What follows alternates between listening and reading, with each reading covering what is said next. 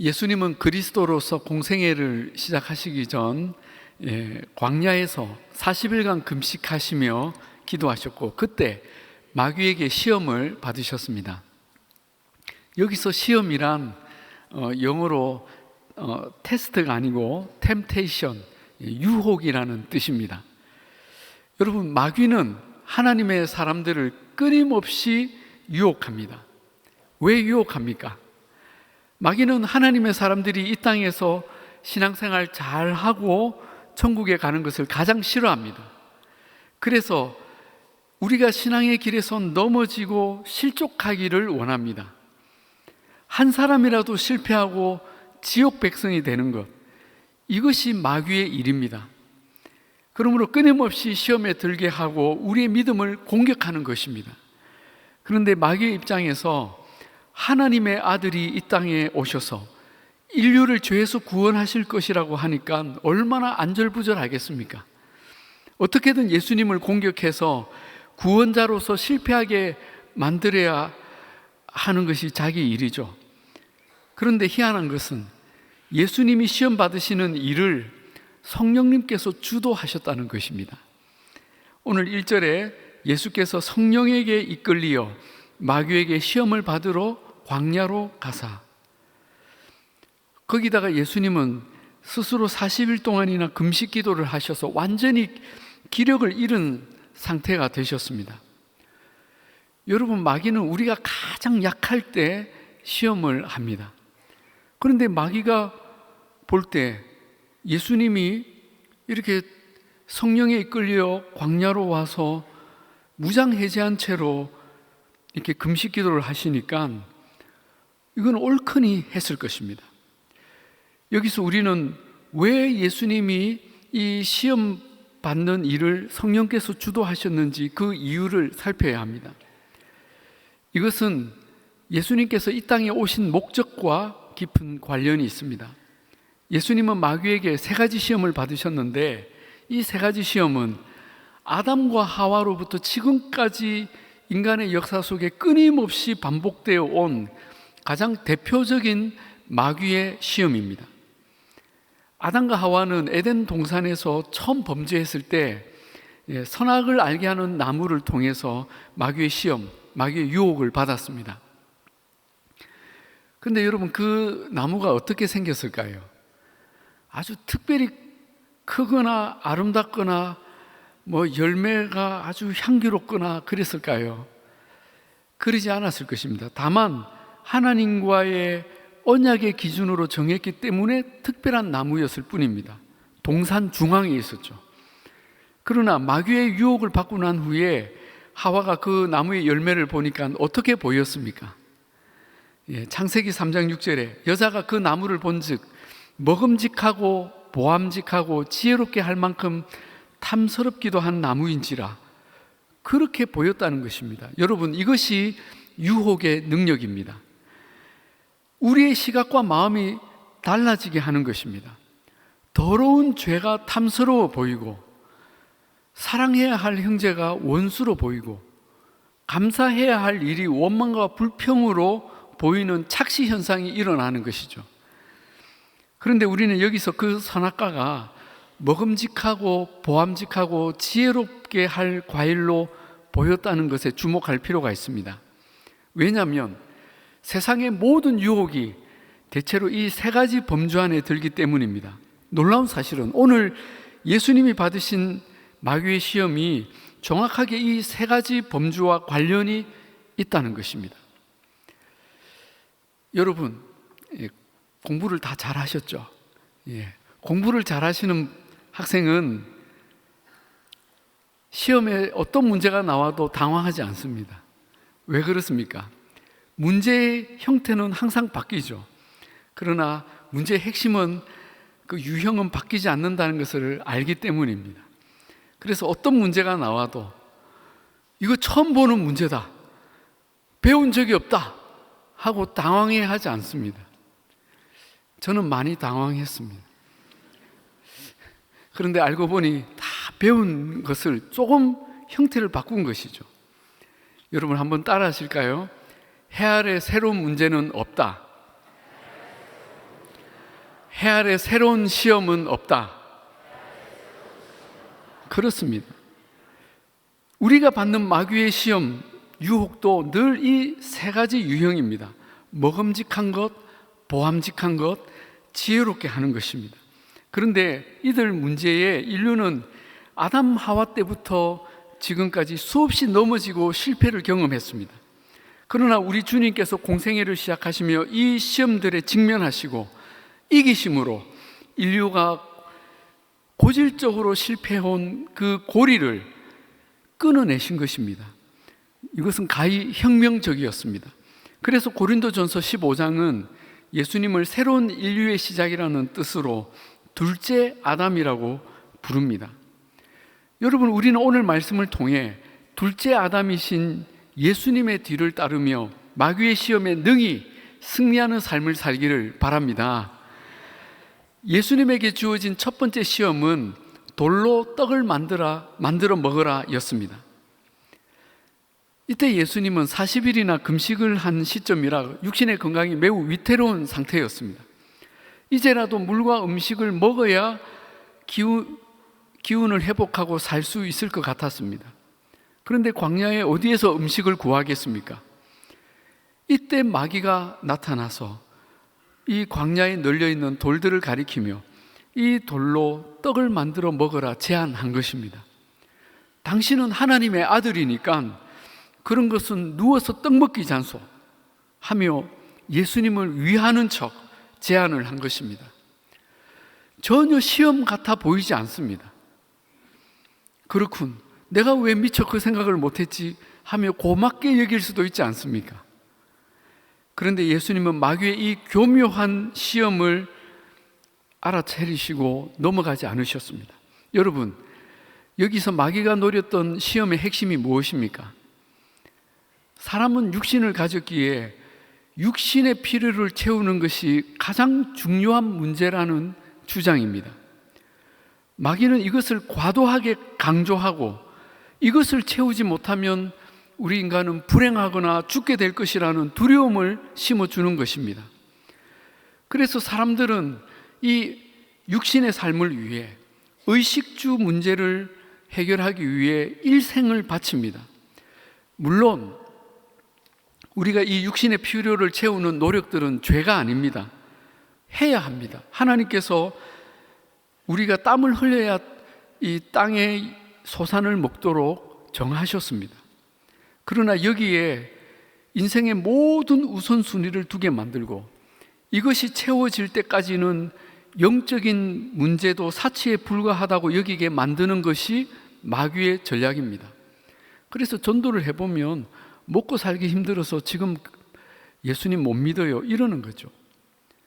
심지어 영적인 접근, 즉 종교나 신앙도 이 육신의 필요를 채우는 도구로 전락시킵니다. 이것이 마귀가 지금까지 인류에게 해온 일이며 돌로 떡을 만들어 먹으라고 한 시험의 핵심입니다. 이 마귀에 속아온 사람들은 육신의 필요가 웬만큼 채워져도 안심하지 못합니다. 좀 더 많이 가져야 하고 더 많이 쌓아야 한다는 생각에 끝이 없이 달려갑니다. 또한 사람들은 육신의 생존뿐 아니라 육신의 만족을 추구하는 삶을 계속 이어갑니다. 자신을 즐겁게 하고 기쁘게 하고 행복하게 하는 모든 행위들, 그 육신을 위한 삶을 살게 하는 것이죠.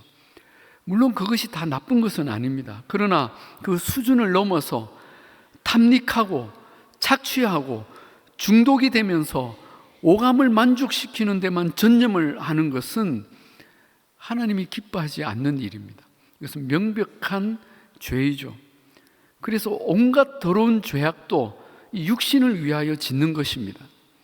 결국 이 육신의 추구와 탐닉이 영적인 추구를 대신하고 자기 영혼의 문제를 전혀 돌보지 못하게 만드는 것이 마귀의 계략이고 이 첫 번째 시험의 본질입니다.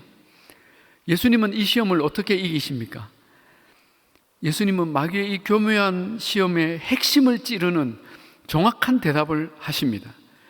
4절에 예수께서 대답하여 이르시되 기록되었으되 사람이 떡으로만 살 것이 아니요 하나님의 입으로부터 나오는 모든 말씀으로 살 것이라 하였느니라 하시니.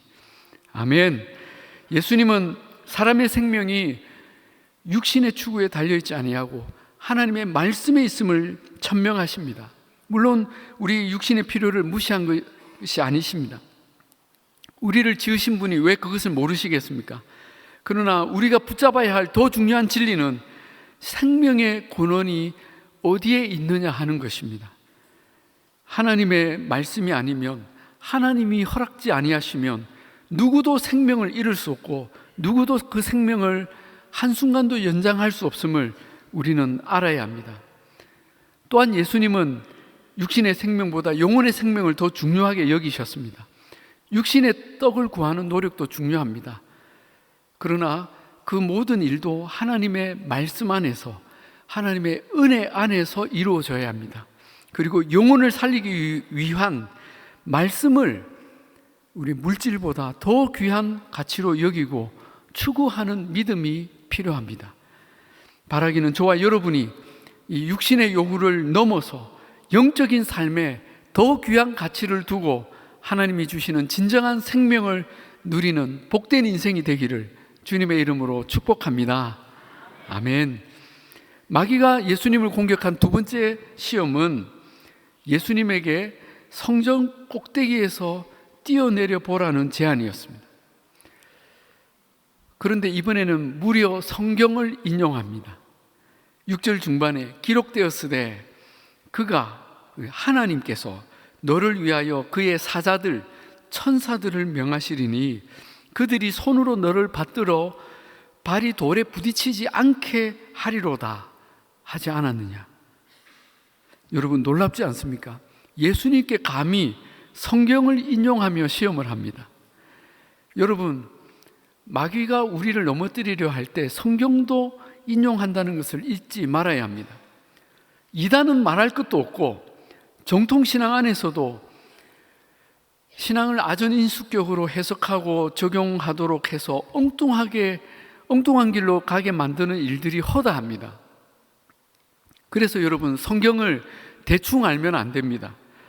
우리가 성경을 통독하고 필사하고 암송하고 또 교회에서 이렇게 제자 훈련을 하고 조이 코스, 목장, 그리고 성경대학을 하는 것도 다 이런 이유입니다. 저와 여러분이 성경을 평생토록 이렇게 알아가는 일에, 하나님의 뜻을 분별하는 일에 겸손히 노력하기를 바랍니다.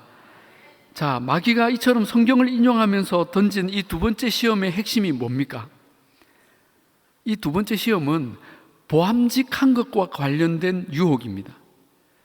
기적을 보임으로써 사람들에게 주목과 영광을 얻으려고 하는 자기 과시의 유혹입니다. 성전 꼭대기에서 뛰어내려서 멀쩡하면 얼마나 사람들이 널 대단하게 보겠니? 선지자가 왔어, 아니 하나님의 아들이 오셨어 하며 너를 따라다니지 않겠어? 뭔가 임팩트 있는 걸 보여줘. 왜 광야에서 이러고 있어? 여러분, 인간은 에덴 동산 이후로 항상 이 보암직함의 유혹을 받아왔습니다. 끊임없이 자신을 나타내고 사람들의 인정과 칭찬과 영광을 받으려고 하는 것입니다.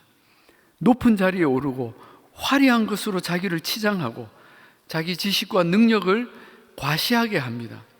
여러분, 이 자기 과시의 끝이 어디일까요? 아담과 하와가 마귀에게 속은 것처럼 바로 하나님처럼 되는 것입니다. 마귀가 예수님에게 네가 하나님의 아들이거든 하며 신적인 자기 과시를 하라고 부추긴 것과 같은 맥락입니다. 이것이 이 두 번째 시험의 핵심입니다. 한편 마귀는 이 자기 과시의 유혹을 반대로도 이용합니다. 즉, 우리가 무시를 받거나 수치를 당하면 참지 말고 보복해, 너의 자존심과 존재감을 똑똑히 보여줘 하고 부추기는 것입니다. 너 이런 대우를 받을 사람이 아니야. 너의 남편, 너의 부인 어쩜 이렇게 너를 무시해? 너무하지 않아? 아무도 동의를 안 하시니까 우리 교회는 걱정할 것이 없는 것 같습니다. 아니, 목사님이 너를 어떻게 이렇게 대할 수 있지? 교인들이 이렇게 너를 몰라주다니 분하지? 네가 어떤 존재이며 얼마나 대단한 걸 보여줘. 이번에 40일 금식 기도를 하는 거야. 아니, 50일을 해. 넌 할 수 있어. 네가 최고란 걸 보여줘. 하나님이 지켜주실 거야. 여러분, 어떤 이유이든 우리의 영광을 드러내려고 할 때 하나님의 영광은 가려집니다. 우리의 얼굴을 알리려는 때부터 하나님은 우리에게 그 얼굴을 가리십니다.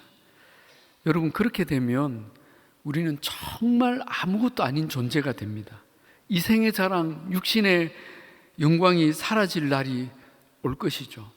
그때 우리는 정말 엄청난 충격과 허무에 빠질 것입니다. 우리는 오직 하나님의 영광을 위해 살아가는 존재가 되어야 할 줄로 믿습니다. 예수님은 이 두 번째 시험도 기록된 말씀으로 단호히 물리치십니다. 7절에 또 기록되었으되 주 너의 하나님을 시험하지 말라 하였느니라. 아멘. 여러분, 이단을 이기는 길은, 잘못된 유혹을 이기는 길은 성경의 바른 진리밖에 없는 줄로 믿습니다.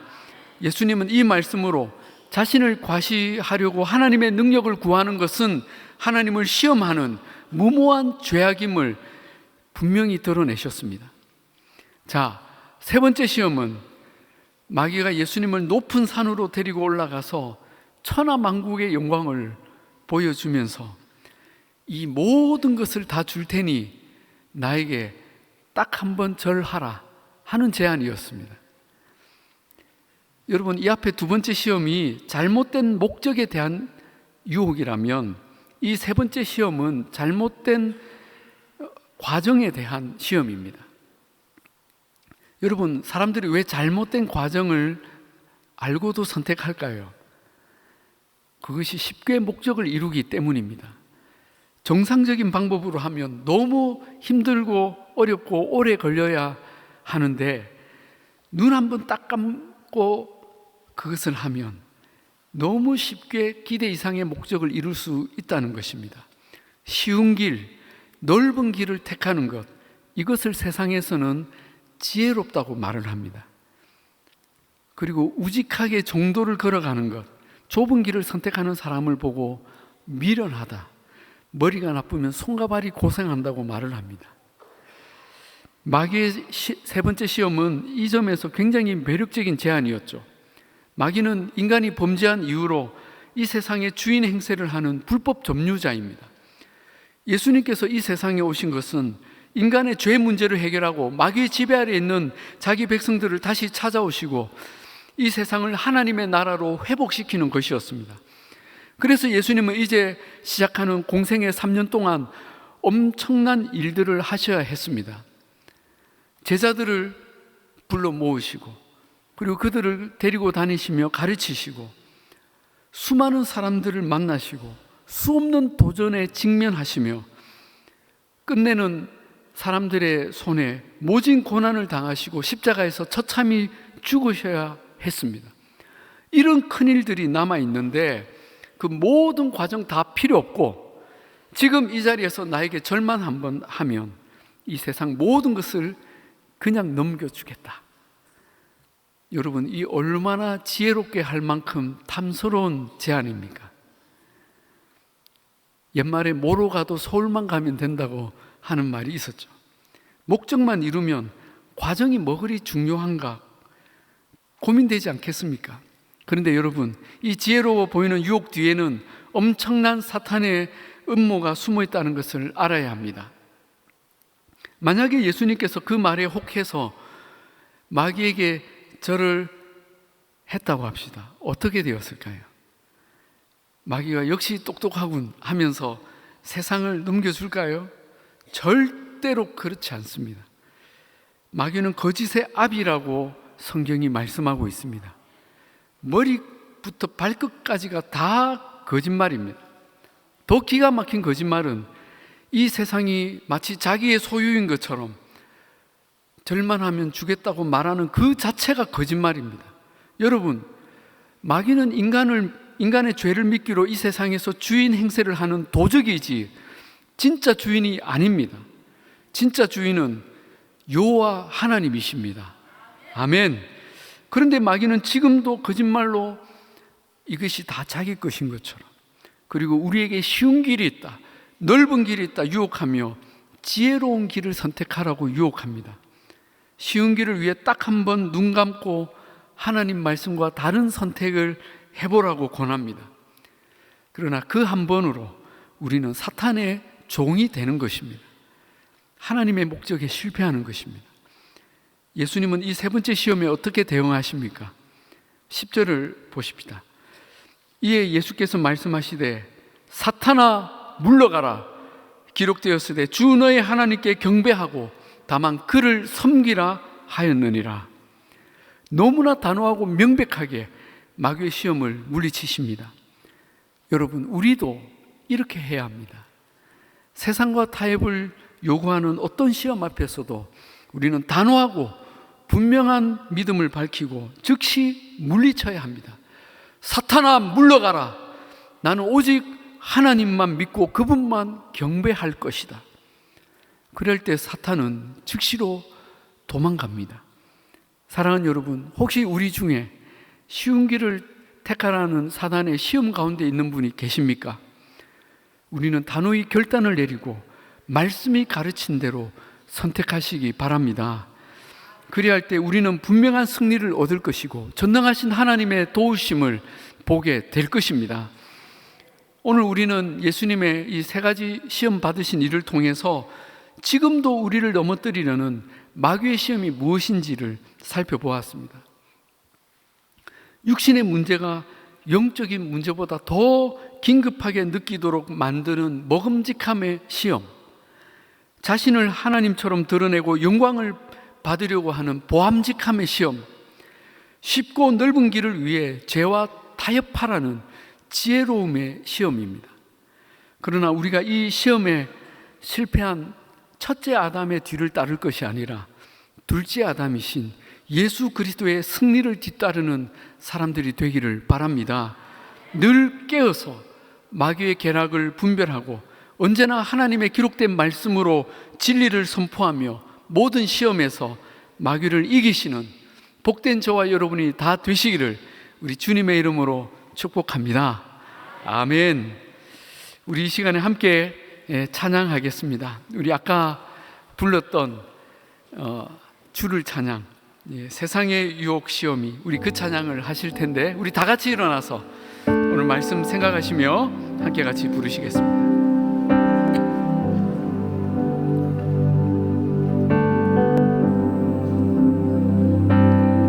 세상의 유혹 시험이 내게 몰려올 때에 나의 힘으론 그것들 모두 이길 수 없네. 거대한 폭풍 가운데 위축된 나의 영혼 어찌할 바를 몰라 헤매이고 있을 때 주를 찬양, 손을 들고 찬양. 전쟁은 나에게 속한 것 아니니 주를 찬양, 손을 들고 찬양. 전쟁은 하나님께 속한 것이니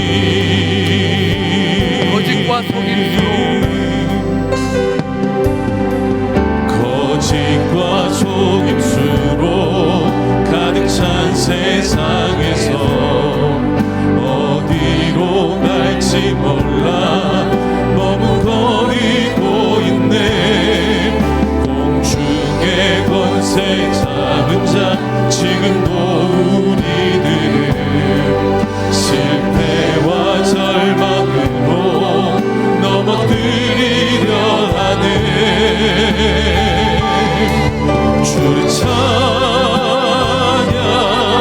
손을 들고 찬양 전쟁은 나에게 속한 것 아니니 주를 찬양 손을 들고 찬양 전쟁은 하나님께 속한 것이니 주위를 둘러보면 아무도 없는 듯 믿음의 눈을 들면 보이는 분 계시네 지금도 내 안에서 내 안에서 역사하고 계시는 사망과 어둠의 권세 물리치신 예수님 아멘. 주는 찬양 손을 들고 찬양 전쟁은 나에게 속한 것 아니니 주는 찬양 손을 들고 찬양 전쟁은 하나님께 속한 것 우리 한번 더 선포하며 고백합시다 주를 찬양 주를 찬양 손을 들고 찬양 전쟁은 나에게 속한 것 아니니 주를 찬양 손을 들고 찬양 전쟁은 하나님께 속한 것이니 아멘. 아멘. 우리 이 시간에 함께 같이 기도하십시다.